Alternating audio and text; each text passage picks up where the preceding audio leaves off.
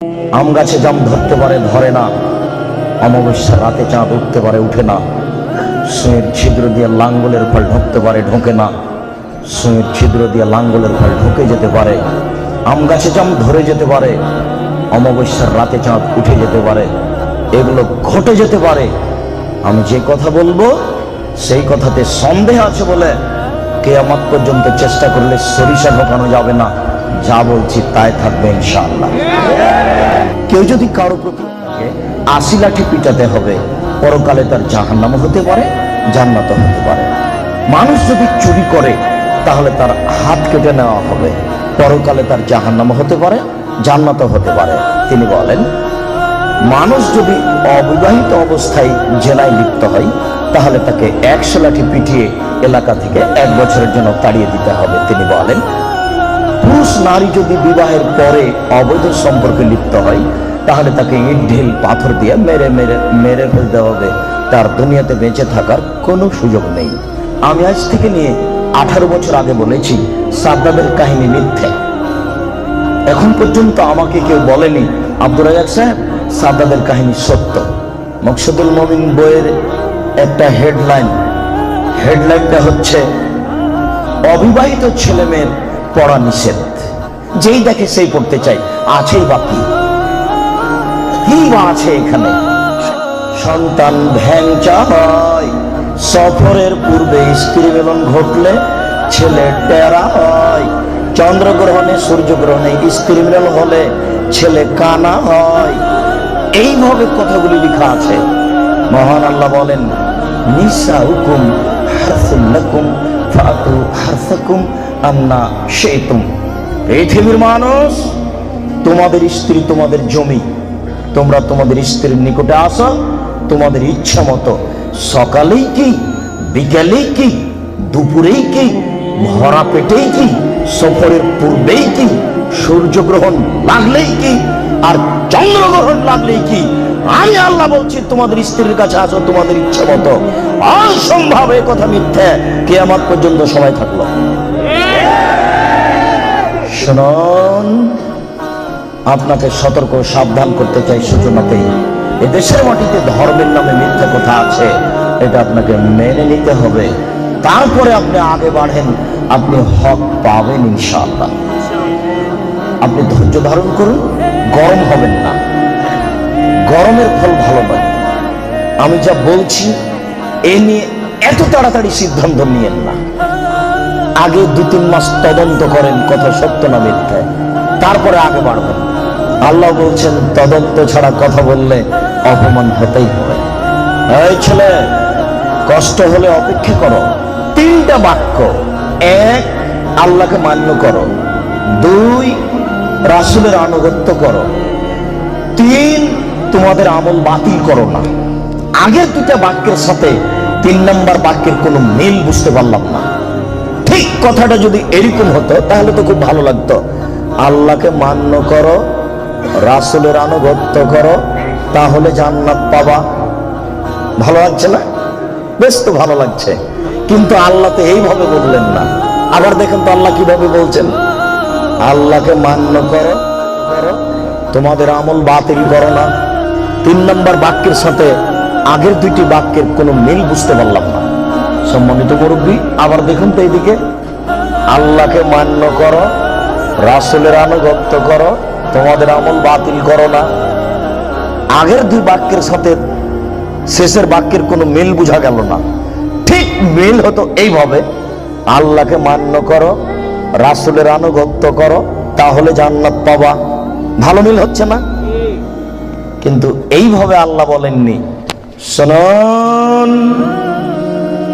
আল্লাহকে মান্য করো, রাসূলের আনুগত্য করো, এই 2টাতে 19-20 হলে আমল বাতিল হবেই হবে। কাউকে বলা লাগবে না, বড় হুজুরের তদন্তের কোনো প্রয়োজন নেই। আপনি নিজেই যথেষ্ট। আপনার ইবাদত রাসূলের সঠিক হাদিসের সাথে মিল না খেলে আপনার আমল বাতিল হবেই হবে। শিরক মানুষের ধারণায় নেকির কাজ, বিদআত মানুষের ধারণায় নেকির কাজ। যখনই গাড়িটা কুমিল্লা থেকে ছুটেছে ঢাকা আসবে, তখনই বারবার ড্রাইভার বলছে কন্ট্রাক্টরকে, এই শোনো, ওই যে মাজার, ওখানে 10টা টাকা দাও, মাজারে 10টা টাকা দাও।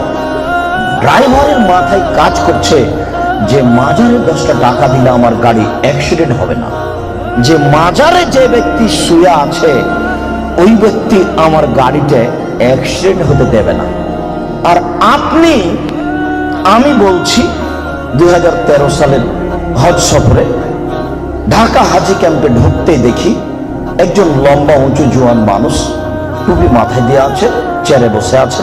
তিনি সবাইকে বলে দিচ্ছেন, লাব্বাইক আল্লাহুম্মা লাব্বাইক, লাব্বাইক লা শারীকা লাক, লাব্বাইক ইন্নাল হামদা ওয়া নি'মাতা লাক ওয়াল মুলক লা শারীকা লাক। সবাইকে খুব শেখাচ্ছেন। তো যখন শেষ হলো তখন আমি বললাম যে জুনা, আল্লাহর নবী বলেছেন এহরাম বাঁধার জায়গা ভারত, বাংলাদেশ, পাকিস্তান, ওমান, এই কয়েকটি দেশের জন্য হচ্ছে এলামলাম। লাব্বাইক আল্লাহুম্মা লাব্বাইক, লাব্বাইক লা শারীকা লাক, লাব্বাইক ইন্নাল হামদা ওয়া নি'মাতা লাক ওয়াল মুলক লা শারীকা লাক। আল্লাহ, আমি তোমার দরবারে উপস্থিত। হে আল্লাহ, আমি তোমার দরবারে উপস্থিত। প্রশংসা তোমার, অনুগ্রহ তোমার, রাজত্ব তোমার, কোন শরীক নাই তোমার। প্রশংসা তোমার, অনুগ্রহ তোমার, রাজত্ব তোমার, কোন শরীক নাই তোমার। এই কথা তো বলতে হবে এলামলামে গিয়ে। তো এইখানে বলছেন যে, তখন উনি আমার উত্তরে বললেন, বাড়ি থেকে বললো চলবে। মুহাম্মদ সাল্লাল্লাহু আলাইহি সাল্লাম চয়ন করেছেন ভারত, বাংলাদেশ, পাকিস্তান, ওমানের জন্য এলামলাম। আপনার হুজুর বললেন বাড়ি থেকে বাঁধলে চলবে, এটা ভালো কাজ।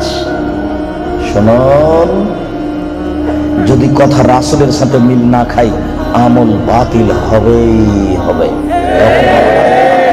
কাউকে বলা লাগবে না। সূচনার কথাটি আবার শুনুন। দুইটি বিষয়ে আমি অন্তত আজকে বিস্তারিত শোনাবো না।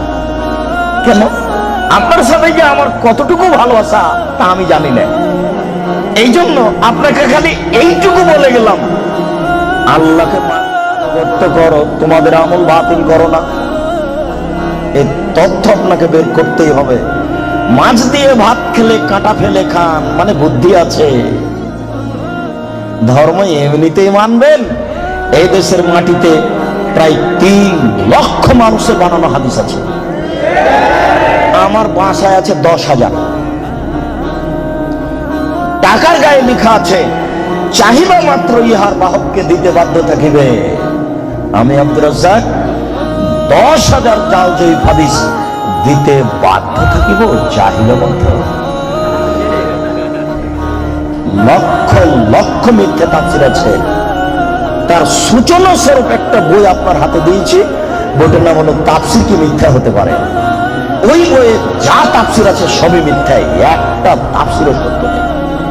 এখানে তো আপনি কোরআন মাজিদ উপস্থিত করেননি, নাহলে আপনাকে দেখাতাম। কোরআন মাজিদ শেষের দিকে, একটা পৃষ্ঠার শেষের দিকে ছোট্ট 4 লাইনের একটা দোয়া দিয়ে দেওয়া আছে, দোয়া খাতমুল কোরআন, উপরে হেডলাইন দেওয়া আছে, তারপর একটা দোয়া আছে।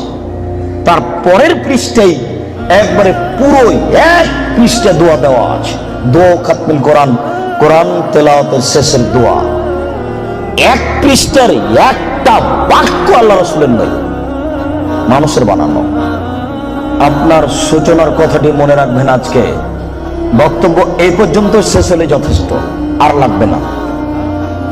জীবনে যেটুকু করছেন সেটুকুতে মনে রাখবেন, আল্লাহকে মান্য করো, রাসূলের আনুগত্য করো, তোমাদের আমল বাতিল করো না। শিরক করলে আল্লাহকে মান্য করা কেটে যায়, আর বিদআত করলে রাসূলের আনুগত্য কেটে যায়। শিরক করলে আল্লাহকে অপমান করা হয়, আর বিদআত করলে রাসূলকে অপমান করা হয়। শিরক করলে অতীতের নেকি নষ্ট হয়, আর বিদআত করলে আর ইবাদত কবুল হবে না। শিরক ঠেকায় পিছন দিককে, আর বিদআত ঠেকায় সামনের দিককে। বুঝাতে পারলাম না? শিরক করলে আল্লাহকে অপমান করা হয়, আর বিদআত করলে রাসূলকে অপমান করা হয়। বুঝাতে পারলাম না মনে হয়? না হয় আরেকটু বলি।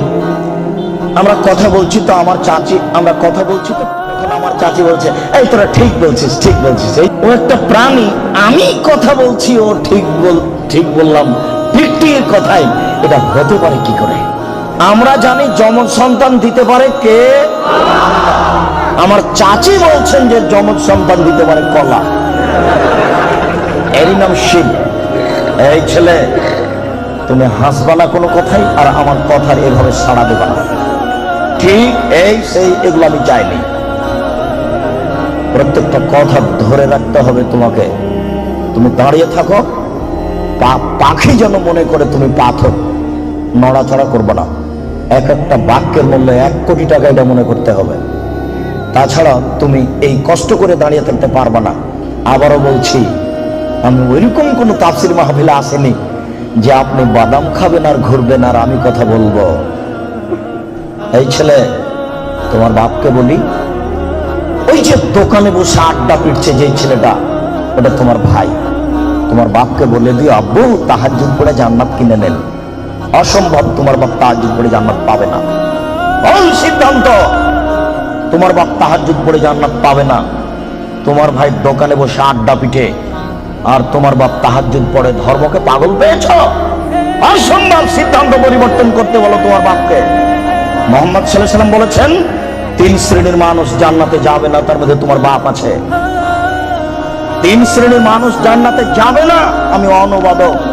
3 শ্রেণীর মানুষ জান্নাতে যাবে না। 1, মদমিনুল খামর, যারা নিয়মিত বিড়ি, তামাক, জর্দা, সিগারেট, গুল, নেশাদার দ্রব্য খায়, পান করে, তারা জান্নাতে যাবে না। 2, আর রাজালাতুন মিনান নিসায়ে, পুরুষের বেশধারী নারী, যারা পুরুষের জুতা স্যান্ডেল পরে, যারা পুরুষের শার্ট প্যান্ট পরে, যারা পুরুষের পোশাক পরে, যারা মাথার চুল ছোট করে, সামনের চুল ছোট করে, তারা জান্নাতে যাবে না। 1450 বছর পূর্বে আল্লাহর নবী কথা বলেছেন, আমি অনুবাদক। 3, দায়ুস, তোমার বাপ, যে তার বাড়িতে বেহায়াইর সুযোগ দিয়েছো, জান্নাতে যাবে না। যে তার বাড়িতে বেহায়াইর সুযোগ দিয়েছো, জান্নাতে যাবে না। যে তার বাড়িতে বেহায়াইর সুযোগ দিয়েছো, জান্নাতে যাবে না। কি দেখাতে চাচ্ছ তুমি? শোনো, তোমার বোন পায়জামা পরে আছে, গেঞ্জি জাতীয় পায়জামা, ওই যে নিচের দিক চিকন হয়ে আছে, উপর দিক মোটা হতে হতে হতে হতে তোমার বোনের রান এতখানি মোটা হয়ে আছে। তোমার বাপ দেখে না? ধর্মকে পাগল পেয়েছো বেটা? ধর্ম পাগল কিছু তুমি মনে করো? অসম্ভব, আমি অনুবাদক। না হয় আবার অনুবাদ করছি, তুমি শোনো। সম্মানিত মুরব্বী, আমি আবার অনুবাদ করছি, শুনুন। তিনি বলেন, সালাসা, 3 শ্রেণীর মানুষ আছে, লা ইয়াদখুলুনাল জান্নাহ আবাদা, তারা কখনো জান্নাতে যাবে না। 1, মদমিনুল খামর, যারা নিয়মিত বিড়ি, তামাক, জর্দা, সিগারেট, গুল, নেশাদার দ্রব্য খায়, পান করে, তারা জান্নাতে যাবে না। 2, আর রাজালাতুন মিনান নিসায়ে, পুরুষের বেশধারী নারী, যারা পুরুষের জুতা স্যান্ডেল পরে, যারা পুরুষের শার্ট প্যান্ট পরে, তারা জান্নাতে যাবে না। মুহাম্মদ সাল্লাল্লাহু আলাইহি সাল্লাম বলেছেন, আমি অনুবাদক। 3, ও দায়ুস, দায়ুস কে? আল্লাযী ইকিরু ফি আহলিল খাবাসা, যে তার বাড়িতে বেহায়াইর সুযোগ দিয়েছে, সে জান্নাতে যাবে না। তোমার মা দিনরাত ছোট ব্লাউজ পরে, শাড়ি পরে বাজারে ঘুরে, তোমার বাপ তাহাজ্জুদ পড়ে, ধর্মকে পাগল পেয়েছে তোমার বাপ। তোমার মা ছোট ব্লাউজ পরে থাকে, এই বাহু থেকে নেক কবজি পর্যন্ত এটুকু ফাঁকা আছে কাপুরুষ, এটুকু কে দেখবে? তোমার বাপকে এটুকু মহল লাগেনি? এটুকু তোমার বাপ ফিরে রেখেছে? তোমার মা ছোট ব্লাউজ পরে থাকে, জনগণ পেট পিট দেখে, কে দেখবে এটুকু? তোমার চাচা না জ্যাঠো না দেশবাসী? তোমার বাপ দায়ুস, তোমার বাপের বিবাহ করা ঠিক হয়নি। বিবাহ করলে ক্ষমতা লাগে। ক্ষমতা মানে চোখ যেভাবে ঘুরে, বউ সেভাবে চলে, এর নাম ক্ষমতা। ক্ষমতা মানে চোখ যেভাবে ঘুরে, ছেলে মেয়ে সেভাবে চলে, এর নাম ক্ষমতা। রাত 11টার সময় ছেলে বাড়িতে ঢুকেছে, রাত 11টার সময় বাড়ি আসলি কেন? ব্যাপারটা কি? বলিনি মাগরিবের পরে কোথাও থাকা যাবে না, হয়ে গেল। পৃথিবীর পিতা, তোমরা তোমাদের ছেলেকে নামাজ পড়তে বলো যখন তার বয়স 7 বছর। ওয়াজিবুহুম আলাইহা ওহুম আবনা 10 সিনিনা, তোমরা তোমাদের ছেলে মেয়েকে নামাজ পড়তে বলো পিটিয়ে, যখন তার বয়স 10 বছর। এই ছেলেটার বয়স 15 বছর, নামাজ পড়ে না। বলেন তার বাপ আছে? বলেন দেখি যে তার বাপ আছে? কাপুরুষকে আমরা বাপ বলি না। জবাব আমি দিব কেন? তোমার বাপকে তাহাজ্জুদ পড়ে জান্নাত কিনতে বলিও। আমি কথা এখনো বোঝাতে পারিনি, আবারও বলি, আল্লাহর নবী কি কোনোদিন কোন ছেলেকে বলেছেন যে তুমি নামাজ পড়ো? কোন 10 বছরের বাচ্চাকে কি আল্লাহ নবী বলেছেন যে তুমি নামাজ না পড়ে নিলে পিটাবো? না তার বাপকে বলেছেন যে তুমি তোমার ছেলে মেয়েকে নামাজ পড়তে বলো? না, বুঝাতে পারলাম না। আল্লাহর নবী বাপকে বলেছেন না ছেলেটাকে বলেছেন?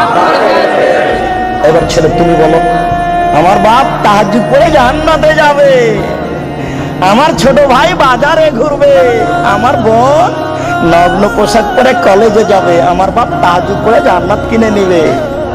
পাগল পেয়েছো ধর্মকে? বিচার একদিন হবেই। মানুষের তো বিচার হবেই, পশু প্রাণীরও বিচার হবে। আপনি সাবধান থাকুন। মানুষের তো বিচার হবেই, পশু প্রাণীরও বিচার হবে। আপনাকে আমি কি দিয়ে বুঝাই বিচার কত কঠিন। সম্মানিত উপস্থিতি, সূচনাতে আরো দুই একটি কথা বলি। বুখারী মুসলিমের হাদিস, 3 শ্রেণীর মানুষ দিয়ে জাহান্নাম উদ্বোধন হবে। আপনি দোকান উদ্বোধন করছেন হুজুর দিয়ে? আল্লাহর নবী বলেছেন 3 শ্রেণীর মানুষ দিয়ে জাহান্নাম উদ্বোধন হবে। 1 শহীদ, 2 দানশীল, 3 হুজুর। বুখারী মুসলিম বাংলা মেসকাত বিদ্যা অধ্যায় প্রথম অনুচ্ছেদে আছে 2-4টা হাদিসের পরে। আপনি এখনই গিয়ে বাড়িতে দেখবেন কয় শ্রেণীর মানুষদের জাহান্নাম উদ্বোধন হবে? 3 শ্রেণীর। 1 শহীদ। তুমি যতই বলো না কেন, বিচার একদিন হবে বোকা ছেলে, বাড়িতে ঢুকে যাও, পরিস্থিতি অতীব জটিল। 2 দানশীল, 3 হুজুর। হুজুর বুঝতে পারেননি আমি কত বড় বিপদে। এই ছেলে, আল্লাহ রাসূল চলে যাচ্ছেন, জিবরাইল ডান হাত ধরে আছেন, মিকাইল বাম হাত ধরে আছেন। তখন দেখলেন একটা লোক চিঠে শুয়ে আছে, আর একটা লোক পাথর দিয়ে তার মাথাকে ভেঙে চৌচির করে দিচ্ছে।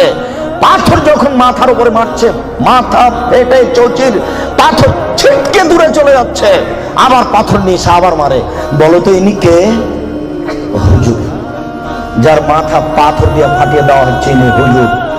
বুখারী মুসলিমের হাদিস। ওই যে আল্লাহ রাসূল বললেন হুজুরকে জাহান্নামে দেওয়া হবে, দেওয়ার সাথে সাথে ভুঁড়িটা বের হয়ে ঝুলবে।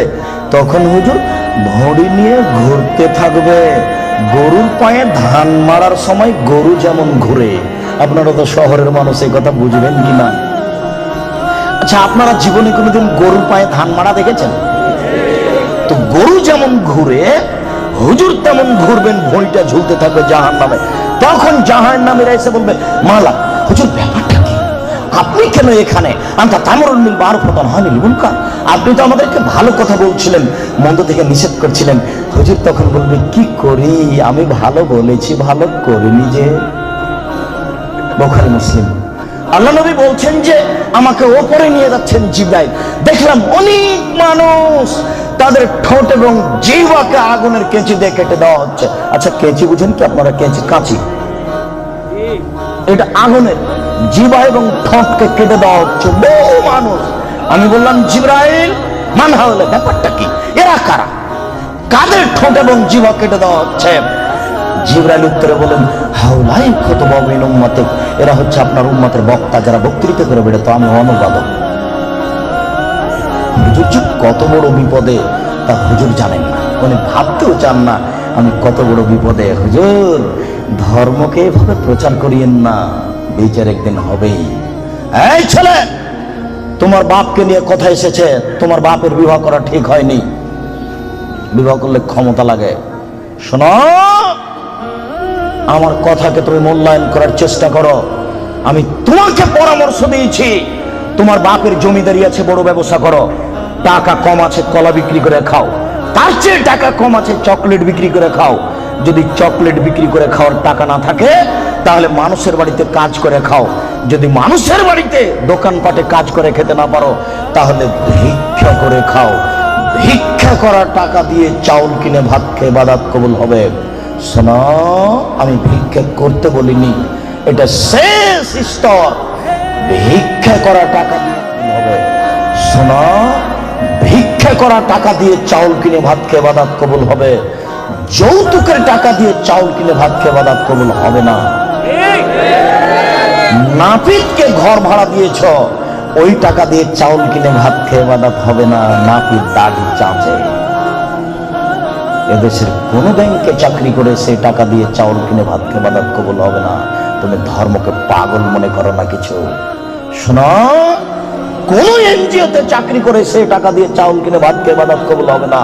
1450 বছর পূর্বে তিনি বলেছেন, একটা লোক বিপদে পড়েছে, মাঠে আছে, বাইরে আছে, বিপদে পড়ে হাত তুলে আল্লাহর দরবারে প্রার্থনা করছে।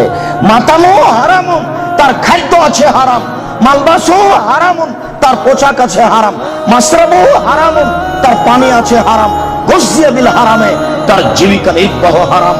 আল্লাহ ইস্তাজাল্লাহু, তার দোয়া কি করে কবুল হতে পারে? তার ইবাদত কবুল হবে না। তুমি মনে রেখো। শোনো, তোমার বাপকে বলছি, শোনো, তোমার বাপ তোমাকে আর তোমার বোনকে, ছেলে মেয়েকে লালন পালন করবে বাপের জমিদারি দিয়ে। যদি সম্ভব না হয়, তোমার বাপ ছেলে মেয়েকে লালন পালন করবে কলা বিক্রি করে। যদি সম্ভব না হয়, তোমার বাপ ছেলে মেয়েকে লালন পালন করবে চকলেট বিক্রি করে। যদি সম্ভব না হয়, তাহলে তোমার বাপ ছেলে মেয়েকে লালন পালন করবে দোকানে কাজ করে, মানুষের বাড়িতে কাজ করে। যদি সম্ভব না হয়, তোমার বাপ ছেলে মেয়েকে লালন পালন করবে ভিক্ষা করে। তোমার বোন গার্মেন্টসে আসলো কেন বলো তুমি? তোমার বাপ ধর্ম দেখাচ্ছে? আমি মনে হয় কথা বুঝাতে পারলাম না। তোমার বাপ তোমাকে আর তোমার বোনকে কিভাবে লালন পালন করবে শেষ পর্যন্ত? ভিক্ষা করে। তারপরে তোমার বোন গার্মেন্টস আসতে পারে না। আমি বুঝাতে পারলাম না। তোমার বাপ শেষ পর্যন্ত তোমাকে আর তোমার বোনকে কি করে খাওয়াবে? ভিক্ষা করে। ভিক্ষা করা অপছন্দ, তবে যায়। আমি কখনো ভিক্ষা করতে বলিনি, তবে ভিক্ষা করা যায়, যেটা হলো উপার্জনের শেষ পথ। আমি মনে হয় পথ বুঝাতে পারলাম না। শোনো, তোমার বাপকে আল্লাহ রাসূল 5টা দিয়েছেন নীতি। 5টা ক্ষমতা থাকলে বিবাহ করো, তাছাড়া করো না। 5টা ক্ষমতা থাকলে বিবাহ করো, তাছাড়া করো না। 1, যে মানের খাচ্ছ সে মানের খাওয়াবা। 2, যে মানের পড়ছো সে মানের পড়াবা। 3, কখনো স্ত্রীকে কটু কথা বলবা না। স্ত্রী রান্না করে দেয়, ঘর বাড়ি ঠিকঠাক করে দেয়, স্ত্রীর সাথে মিলে শান্তি পাওয়া যায়, তার মুখের উপরে মারো কি করে কাপুরুষ? ও তোমার সব, তোমার শান্তির মাধ্যম। তুমি তার সাথে মেজাজ কড়া করে কথা বলো কি করে? আল্লাহ রাসূল বলছেন, খায়রুকুম খায়রুকুম লিআহলি ওয়া আনা খায়রুল লিআহলি। পৃথিবীতে তোমাদের মধ্যে সবচেয়ে ভালো পুরুষ হচ্ছে ওই যে তার স্ত্রীর কাছে ভালো। আমি মুহাম্মদ সাল্লাল্লাহু আলাইহি সাল্লাম, আমার স্ত্রীর কাছে আমি ভালো। বহুত কামিনা পুরুষ হচ্ছে ওই যে স্ত্রীর কাছে খারাপ। আপনি স্ত্রীকে গালি দেবেন কেন? আপনি স্ত্রীকে কটু কথা বলবেন কেন? স্ত্রীকে কটু কথা বলবেন কখনো না। ওর বুদ্ধি কম। ঝগড়া তর্ক লেগে গেলে, যখন খুব জোরে স্ত্রী আপনার কথা বলছে, তখন একটু থেমে যান। আপনি একটু চুপ হন। কেন? ওর বুদ্ধি কম। আপনি যদি মনে করেন আমি তার চেয়ে বেশি কথা বলবো, তাহলে আপনার বুদ্ধি কম। আল্লাহ নবী বলেছেন, কার বুদ্ধি কম? মহিলা। আপনি যদি তর্কে বেশি কথা বলতে চান, তাহলে এখন বুদ্ধি কার কম? আপনার কম। কেন আপনি তর্ক লাগলেন তার সাথে? খুব জোরে বলছে, আপনি চুপ হন, কটু কথা বলতে পারবেন না। অন্তত 3টা কথা মনে রাখবেন। 1, কখনো বলবেন না যে তোমার ঠোঁট মোটা। একবার বললে 10 বছর আপনাকে ভালোবাসবে না। 2, কখনো বলবেন না স্ত্রীকে তোমার রং কালো। খালি বলবেন তুমি এত করি, তোমার মতো কোনো নারী দেখি না, সারা রাত পাটি বেঁধবে। কখনো আপনি বদনাম করবেন না। 3, ভুলেও কখন শ্বশুর শাশুড়ির নিন্দা করবেন না। হ্যাঁ, তোর বাপ অমানুষ, টাকা দিতে চান দেয়নি, এরকম কোন কথা বলবেন না। একবার শ্বশুর শাশুড়ি নিন্দা করলে আপনার স্ত্রী মরা পর্যন্ত কোনোদিন আপনাকে ভালোবাসবে না। 4, কখনো মুখে মারবেন না। 5, ওলা তাতরু খাইল্লা ফিল বাইতে, আপনার স্ত্রীকে নিজের বাড়ি যেতে দিবেন না। আপনার স্ত্রী খালার বাড়ি যেতে পাবে না, নানির বাড়ি যেতে পাবে না, ভাবির বাড়ি যেতে পাবে না, মায়ের বাড়ি যেতে পাবে না। যাই যদি জরুরি কারণে তাহলে আপনাকে সাথে যেতে হবে। 3 দিনের বেশি আপনার স্ত্রী আপনার শ্বশুর বাড়ি থাকতে পাবে না। 3 দিনের বেশি যদি আপনার স্ত্রী থাকে তাহলে খাওয়া খরচ দিতে হবে। তোমার স্ত্রী চাচির বাড়ি যেতে পারে না, তোমার স্ত্রীর দোকানপাট আসতে পারে কি করে, বাজার করতে পারে কি করে, কাপড় ধর্মকে পাগল করে। তোমার স্বামী কি মারা গেছে, তোমার বড় ছেলে কি মারা গেছে, তোমার বড় ভাই কি মারা গেছে,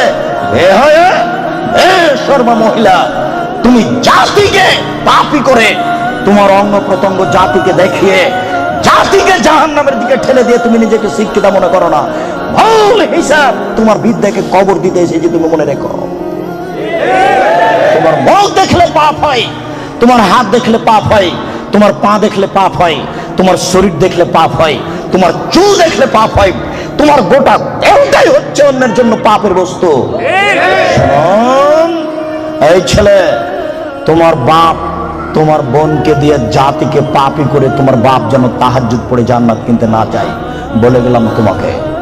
আর তোমার বোনকে বলে গেলাম, তোমার বোনের সাথে আমার অনেক কথা আছে, তোমার সাথে কথা আছে।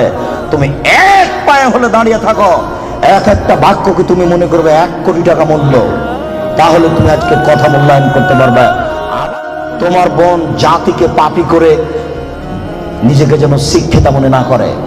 এই ছেলে, তোমার বোন জাতিকে পাপী করে যেন নিজেকে শিক্ষিতা মনে, ও বন্য, ও বর্বর, ও অসভ্য, ও অশিক্ষিতা।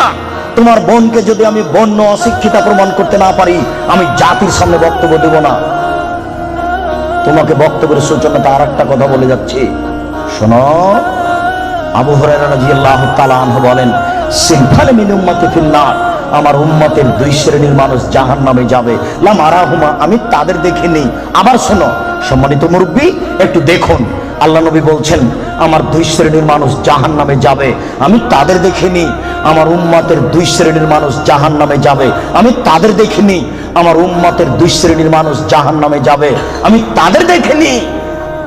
তার 1 শ্রেণীর মানুষ তুমি, আর 1 শ্রেণীর মানুষ তোমার বোন। তোমার বাপকে প্রথমে নাকচ করেছি। 3 শ্রেণীর মানুষ জান্নাতে যাবে না, মনে আছে কি? 3 শ্রেণীর মানুষ জান্নাতে যাবে না, তার মধ্যে তোমার বাপ আছে। এবার তোমাকে নাকচ করছি, তারপর তোমার বোনকে নাকচ করার পরে আলোচনা করব। শুনুন, রাসূল সাল্লাল্লাহু আলাইহি ওয়াসাল্লাম বলেন, আমার উম্মতের 1 শ্রেণীর মানুষ হবে মামসিয়াতুন, তাদের হাতে থাকবে লাঠি, কাজনাবিল বাকারে, গাভীর লেজের মতো। আমার উম্মতের 1 শ্রেণীর মানুষ হবে, তাদের হাতে থাকবে লাঠি গাভীর লেজের মতো। গাভীর লেজের মতো মানে একদিক মোটা একদিক চিকন, একদিক মোটা একদিক চিকন। আমার উম্মতের 1 শ্রেণীর মানুষ হবে, তাদের হাতে থাকবে লাঠি গাভীর লেজের মতো, এজরে মুনাবিহা, তারা তা দিয়ে মানুষকে মারবে। এই ছেলে, তুমি ঢাকা বিশ্ববিদ্যালয়ে ভর্তি হয়েছো, তোমাকে দেখছি তুমি লাঠি নিয়ে ছুটে যাচ্ছ, তোমার আগে আগে কিছু লোক পালিয়ে চলে যাচ্ছে, তোমার হাতে লাঠি কাপুরুষ। তুমি এখানে কি বিদ্যা শিক্ষা অর্জন করতে এসেছো? তুমি চোর, তুমি ডাকাত, তুমি শয়তান, তোমার ভিতরে এই বিদ্যা রয়েছে। তোমাকে যদি আমি মূর্খ প্রমাণ করতে না পারি, আমি জাতির সামনে বক্তব্য দেব না। তোমার হাতের কাল লাঠি, তুমি বলো। তুমি এসেছো চাঁপাইনবাবগঞ্জ থেকে পড়াশোনার জন্য, তোমার হাতে কেন লাঠি? কি দেখাতে চেয়েছো তুমি? বলো কি তুমি, তোমার হাতে কেন লাঠি? তুমি মানুষকে মারো দিন রাত, তোমাকে দেখতে পাচ্ছি পেপার পত্রিকায়।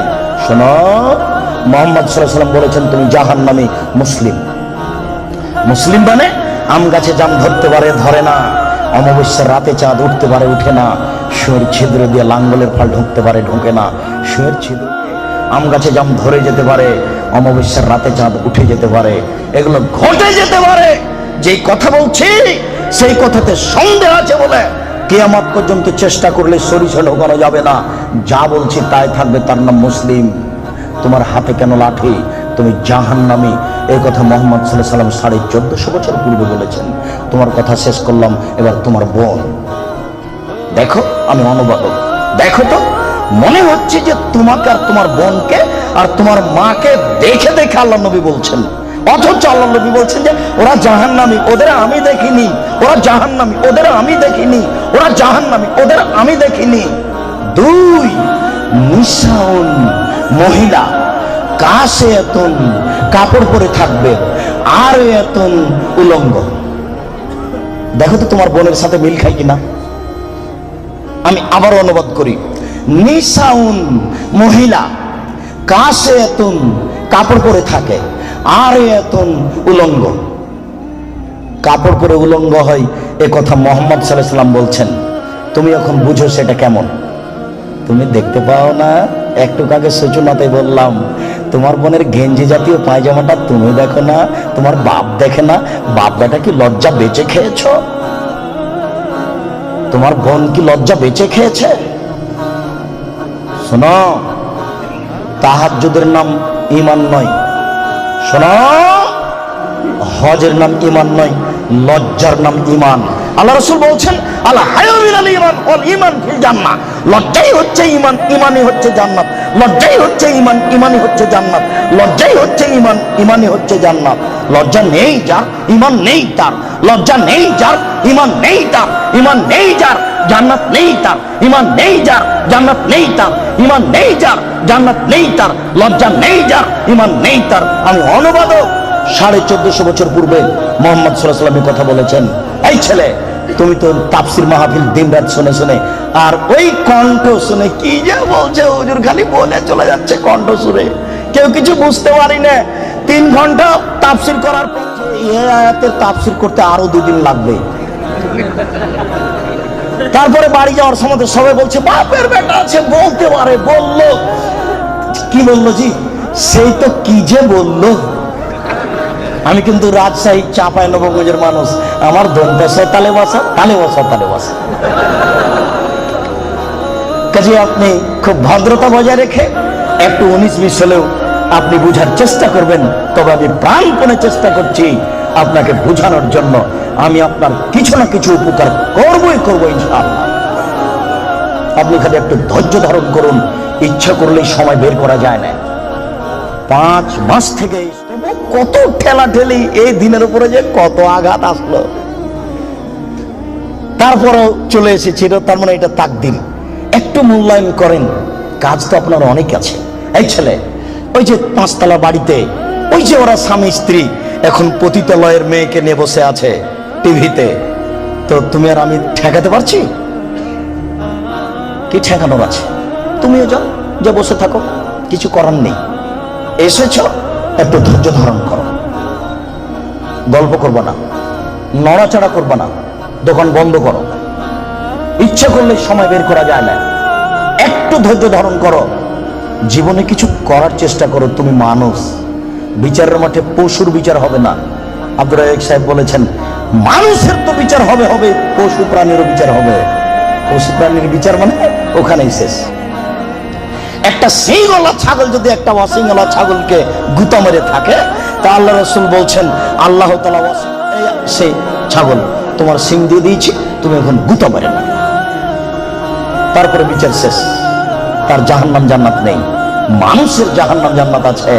একটু ধৈর্য ধারণ করুন, বোকামির পরিচয় দিয়েন না। ইচ্ছা করলেই সময় বের করা যায় না। আপনি কথাকে মূল্যায়ন করুন। এই ছেলে, কথা শেষ করছি অংশে, তুমি শোনো। তুমি জাহান্নামী, এই কথা আল্লাহর নবী বলেছেন। তোমার হাতে লাঠি, গাভীর লেজের মতো তুমি মানুষকে মারো। তোমার বাপকে তাহাজ্জুদ পড়ে জান্নাত কিনতে বলিও কাপুরুষ। ভুল বুঝেছে তোমার বাপ আর তুমি। ভুল সিদ্ধান্ত, তোমার বাপ তাহাজ্জুদ পড়ে জান্নাত পাবে না। তোমাকে বারবার বলে যাচ্ছে, তুমি মনে রেখো, তোমার বোন এক ঢাকা শহরে এভাবে ঘুরতে হবে। কে বলেছে? তুমি ধর্মকে পাগল পেয়েছ। তোমার বাপের তাহাজ্জুদকে তুমি তুলে রাখো, তোমার মায়ের কোরআন তেলাওয়াতকে তুলে রাখো, তোমার বোনের বিদ্যাকে কবর দিতে এসেছে, তুমি মনে রেখো। মাইলাতুন, সে নিজেও পুরুষের দিকে আকৃষ্ট হয়। বাড়িতে ছিল, ভালোই ছিল, বাজারে বের হয়েছে বিকাল 3টায়, রাত 9টায় যাবে। হাঁটার সময় কেন জানি কেমন কেমন করে, কেন জানি আনছান আনছান করে। একবার ডান দিকে যায়, একবার বাম দিকে যায়, একবার মাথার চুল নাড়ে, একবার হাত হিলাই, কেন জানি কেমন কেমন করে, কেন জানি আনছান আনছান করে। আল্লাহ নবী বলছেন, ও নিজে পুরুষের দিকে আকৃষ্ট হয়েছে। লায়াত খোলা জান্নাত, ও জান্নাতে যাবে না। ও জান্নাতে যাবে না, ও তো জান্নাতে যাবে না। সে জান্নাতের গন্ধ পাবে না। হাই না রে, তুই যাবে মিন মাসরাতে কাদা বা কাদা। এই জান্নাতের গন্ধ পাওয়া যায় 1 বছরের দূরত্ব পথ থেকে। এটা জান্নাত, এখানে একটা দ্রুতগামী ঘোড়া দৌড়াতে আরম্ভ করেছে। 1 বছর যাবে না, যাবে না, জান্নাতের গন্ধ পাবে না। বলে রাখলাম আমি অনুবাদক। আজকেই তোমার বোনকে সিদ্ধান্ত পরিবর্তন করতে বলো, তওবা করে পোশাক পরিবর্তন করে আল্লাহকে ভয় করতে বলো।